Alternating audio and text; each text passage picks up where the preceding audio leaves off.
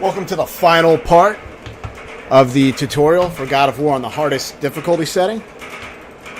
And his third form can be tough because I really hate the fucking weapon switching in this game. I find it to be really sluggish and unreliable.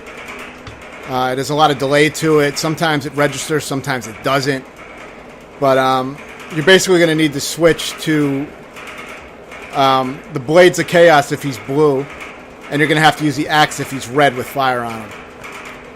I get pretty aggressive on this run, but you can kind of take your time once you learn how to dodge his moves. You can run around, dodge shit, and you don't have to follow him with the weapon switching. If it's hard for you to keep up with, then you may want to just keep one weapon on, like the axe, and just use it when you can get the hits in. You know, but it will take longer if you do that.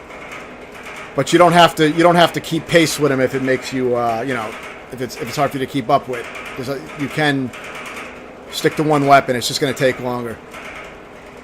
Here I try to keep up with it, because after playing for a while, you do kind of get it down to, decent muscle memory. I was able to dodge pretty well. But if you get frost on you and other shit like that, it'll slow you down. It can pretty much totally fuck you up. You'll be so slow that you'll end up just getting killed. So the frost is very dangerous if it accumulates on you. I saw in Separim's video that he runs around to dodge the triple attack where the Balder comes down 3 times onto the ground, slams into the ground. That's actually a good way to dodge it. You just keep running in a circle. I also have the Amulet of Ksaliv equipped. And what I'm doing is if I roll out at the last moment of that charge attack he does, I can slow time with that amulet and get in some hits. So I've been doing that. I saw that in Separim's video as well. It's the only time I actually use that amulet, I think. I never really used it in the game. But you have to dodge at the very precise moment. It is very strict. It's not like Bayonetta 2 or Bayonetta where, you don't have to time it perfectly. In this, you have to time it pretty tight. But I think it slowed him down there as well. But when you do it right, when you time it, at the split second, it really slows him down.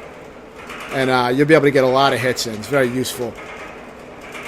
But yeah, it's going to take a long time. I beat it kind of fast here because I was pretty pissed off, and I ended up getting aggressive, plus the muscle memory, learning it. You can parry these fireballs back. It doesn't do much damage, but, I end up doing it sometimes. You see, you got to switch weapons pretty quickly. And once you get his 5th little cubit of health down to about halfway, then the fight automatically ends, goes into this cutscene. And at this point, you beat it. So I guess it took me around 2 minutes and 45 seconds, on the successful attempt. It was pretty quick. But I probably spent over 2 hours on this phase alone. I don't know exactly how long I spent because I wasn't really keeping track. I played a little yesterday and today. I think I played it over several days on and off. So I didn't really keep track. But I'll show a little bit of the cinematic shit here, just for the hell of it. But, mostly this series was just focused on a combat tutorial and showing all the combat. So I'm not going to show too much of the ending segments.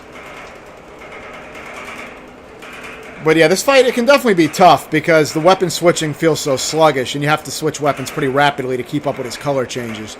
But like I said, you could just stick to the axe if you want and wait till he's red and get the hits in that way. I find when he does his triple stomp move, where he does ice, fire, he usually ends it on ice most of the time. So I usually have my Blades of Chaos just ready for that. I don't try to switch every time he stomps the ground. I just have my fire blades out, and I anticipate that he's going to end it on the ice move. And then that's when he's stuck on the ground for a little while, you can get some Blades of Chaos hits in.